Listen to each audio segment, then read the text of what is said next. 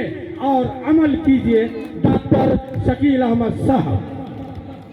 बहुत शुक्रिया लड्डू साहब, बहुत जोश के साथ आपने मेरा तारुफ कराया लोगों से।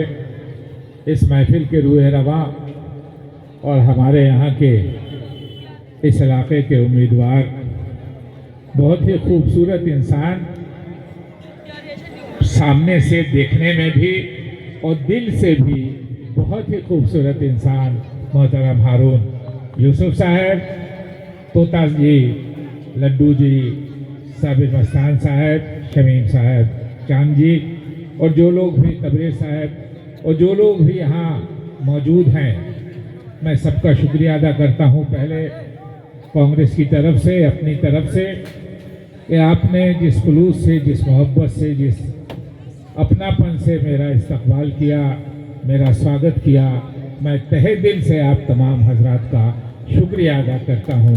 बहुत बहुत शुक्रिया, बहुत बहुत धन्यवाद।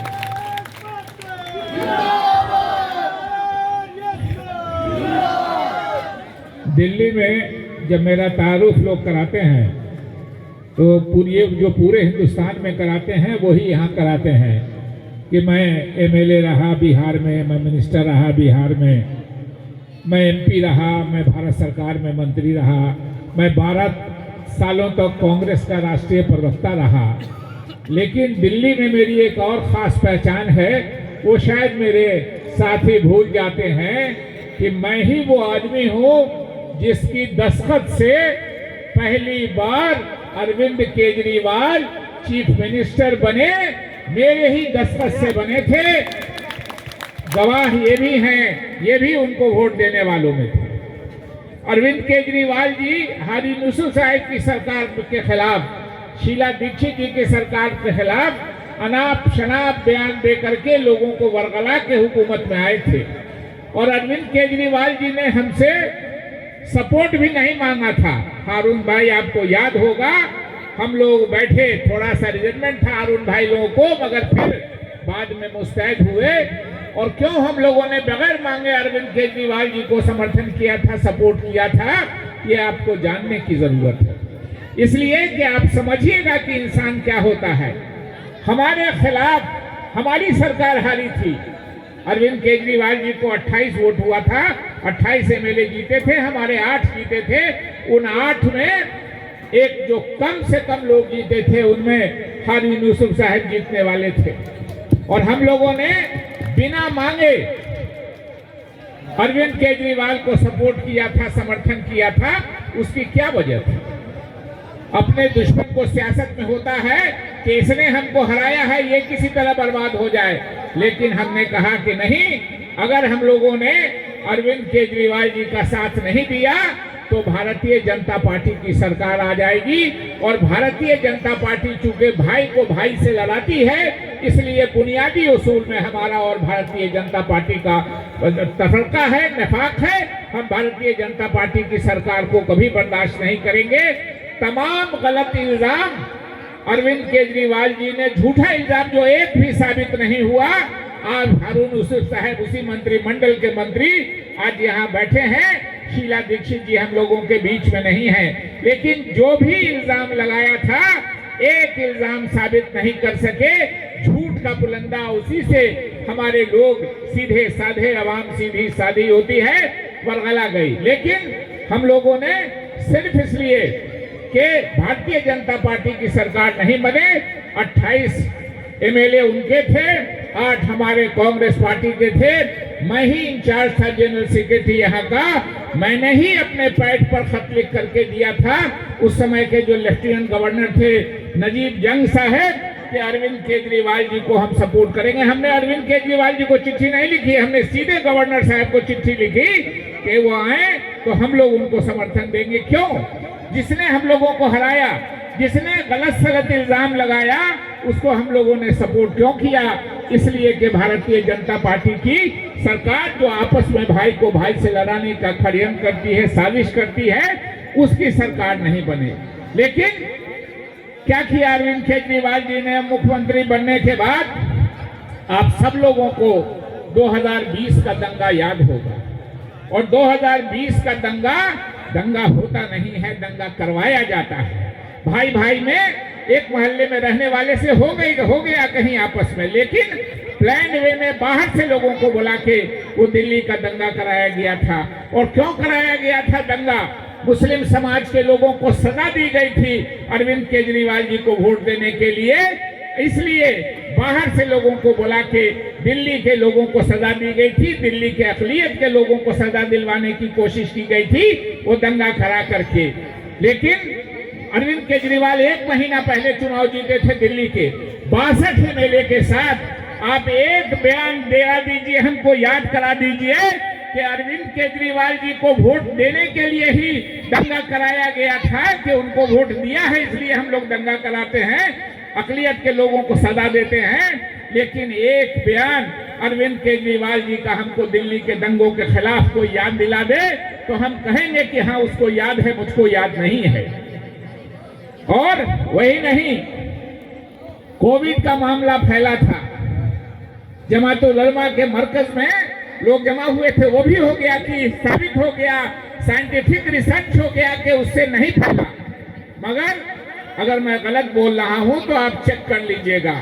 मरकज में लोग रहते हैं, हो सकता है मरकज से फैलने की बात सही हो, लेकिन वो जो लिस्ट बनाई गई दिल्ली में उसमें लिखा गया, अरविंद केजरीवाल की सरकार ने बनाया और उस लिस्ट में लिखा जाता था पहला नाम कोविड फैलाने वालों में मरकज मस्जिद में कहीं आदमी रहता है, मस्जिद में गए नमाज पढ़े या लौट के चले आए हम, लेकिन मरकज में हो सकता है ठहरने वाले लोग हों, तो मरकज लिखते तो शायद पता नहीं चलता कि हिंदू मरकज, मुस्लिम मरकज। उर्दू जो जानते हैं मरकज का मतलब समझते हैं, वो समझते कि मरकज है कोई अक़लियत के लोगों का है, लेकिन मरकज मस्जिद लिखा जाता था इसलिए कि मस्जिद से सीधा ताल्लुक मुसलमानों का है।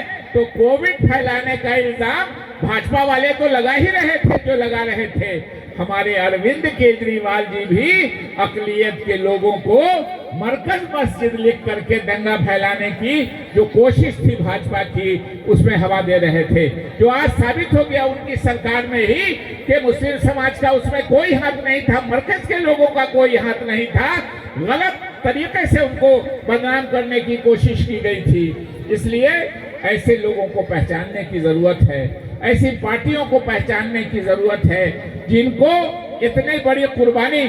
हारून भाई गुस्से में थे, जाहिर है कि गलत इल्जाम लगाया जाएगा, लेकिन जब शीला दीक्षित जी सारे के सारे लोग बैठे, राहुल गांधी जी और सोनिया गांधी जी ने बात की तो हारून भाई भी तैयार हुए कि नहीं, भारतीय जनता पार्टी की सरकार नहीं आवे, हम लोगों ने इनको समर्थन किया। लेकिन हमारी हिमायत के बाद भी अरविंद केजरीवाल जी का 2020 के और सिर्फ सजा देने के लिए उनको वोट दिया था। 2020 में 62 सीट जीते थे मेरे ख्याल में, पहली बार 67 जीते थे, 28 जीते, फिर 67 जीते और फिर पिछली बार 62 सीट जीते थे। 62 सीट उनको जिताने के लिए, अक़लियत के लोगों को सजा दिलाने के लिए दिल्ली के दंगे कराए गए थे, मगर जिसके लिए उर्दू का एक शेर है कि पढ़ी नमाज जनाजे की मेरी गैरों ने, मरे थे जिनके लिए वो रहे वजू करते। अरविंद केजरीवाल को वोट देने के लिए सजा दी गई थी दिल्ली के अक़लियत के लोगों को, लेकिन अरविंद केजरीवाल जी के जबान से एक लफ्ज नहीं निकला। इसलिए एक ऐसी पार्टी, हमारा अच्छा दिन भी आया, हमारा बुरा भी, ज्यादा दिन हमारा ही अच्छा रहा है इस मुल्क में। हमको अक़लियत का वोट, अक्सरियत का वोट कभी मिला कभी नहीं मिला, हमको कम मिला, हमको ज्यादा मिला, हमको नहीं मिला, लेकिन कांग्रेस ने अपना रास्ता नहीं बदला। कांग्रेस उसी धर्मनिरपेक्षता के रास्ते पे चलती रही जो धर्मनिरपेक्षता इस देश को एक रखने के लिए सबसे जरूरी चीज है, सबसे आपसी चीज है जो अंग्रेजों ने लड़ाया इस मुल्क में। आज जितनी बड़ी बड़ी लड़ाई आप देख रहे हैं हिंदू मुस्लिम के बीच में नफाक फैलाने की, वो सारी की सारी अंग्रेजों की फैलाई हुई है। अंग्रेज चले तो गए लेकिन निशानियां इस मुल्क में छोड़ गए। हमारे आपकी गलती ये है या हम लोग की मजबूरी ये है कि अंग्रेज को हम शक्ल सूरत से पहचान लेते थे कि ये मेरा दुश्मन है, लेकिन आज जो अंग्रेज की निशानियां इस मुल्क में हैं, उनकी शकल सूरत भी हमारे आपकी तरह है। हम उनको शक्ल से भी पहचान नहीं सकते हैं। हमारी आपके बीच में घुस के वो नफरत फैला के आपस में लड़ाने की कोशिश करते हैं। टेबल के ऊपर ये लड़ाई लड़ते हैं और टेबल के अंदर हाथ मिला के दिल्ली के आवाम के साथ ये खिलवाड़ करते हैं। खास के मैं अरविंद केजरीवाल जी को, क्योंकि मैं अपने को मानता हूं, कभी कभी मुझको अफसोस होता है कि क्यों हम लोगों ने अरविंद केजरीवाल जी को पहचाना नहीं। उस वक्त कहा ना कि मैंने ही चिट्ठी लिखी थी लेफ्टिनेंट गवर्नर को कि अगर अरविंद केजरीवाल सरकार बनाएंगे तो हमारे कांग्रेस के 8 एमएलए हैं। जयप्रकाश अग्रवाल जी उस समय कांग्रेस के सदस्य थे, मेरी ही पैड पर चिट्ठी ड्राफ्ट हुई थी और हमने और जयप्रकाश अग्रवाल जी दोनों ने दस्तखत किया था और लेफ्टिनेंट गवर्नर साहब को भेजा था। और उस हमारे 8 एमएलए में मंत्री से तुरंत हटे, जीतने वाले आपकी मोहब्बत से जीते थे। और उसके बाद भी इन्होंने, अरविंद केजरीवाल जी ने इन पर, इनकी पार्टी पर, इनके चीफ मिनिस्टर पर गलत सलत इल्जाम लगाया था। उसके बाद भी अक़लियतों का नुकसान नहीं हो, इस मुल्क का नुकसान नहीं हो। दंगा होगा तो ठीक है, कोई जो ज्यादा तादाद में है उसको कम नुकसान होगा, जो कम तादाद में है उसको ज्यादा नुकसान होगा। लेकिन अगर मुल्क का अमन चैन बिखरा तो कोई भी महफूज नहीं रह सकेगा। झगड़ा करने में, लड़ाई करने में सबका नुकसान है, मोहब्बत से रहने में सबका फायदा है। इसलिए एक साथ सबको ले चलना, जो गंगा जमनी तहजीब कहते हैं कि हम अपना मजहब मानते हैं। धर्मनिरपेक्षता क्या है? धर्मनिरपेक्षता या जिसको सेकुलरिज्म कहते हैं अंग्रेजी में, वो क्या है?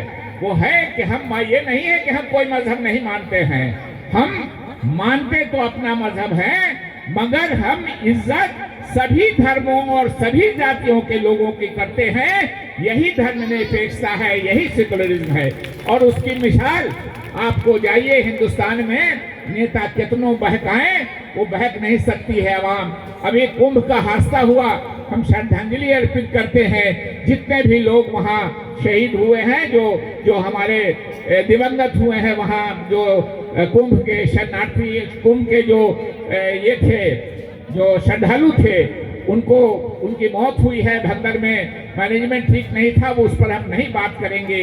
लेकिन आपको सुन के ये अच्छा लगेगा कि जब वहां से लोग आ रहे थे, मैंने ट्वीट किया है, 2-2 ट्वीट है, हो गया 2-2 ट्वीट है मेरा कि इलाहाबाद की मस्जिदों के दरवाजे खोल दिए।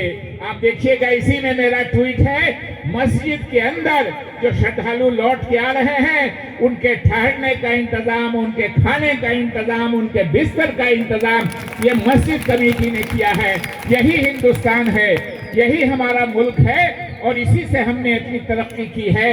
हम अगर बटेंगे, और इसीलिए अरविंद केजरीवाल जी से हमारी शिकायत जिंदगी भर रह जाएगी, इसलिए कि दस्तखत हमने किया था उनको समर्थन देने का, लेकिन इसलिए कि बीजेपी के खिलाफ हो। लेकिन एक तरह से वो खामोश हो गए।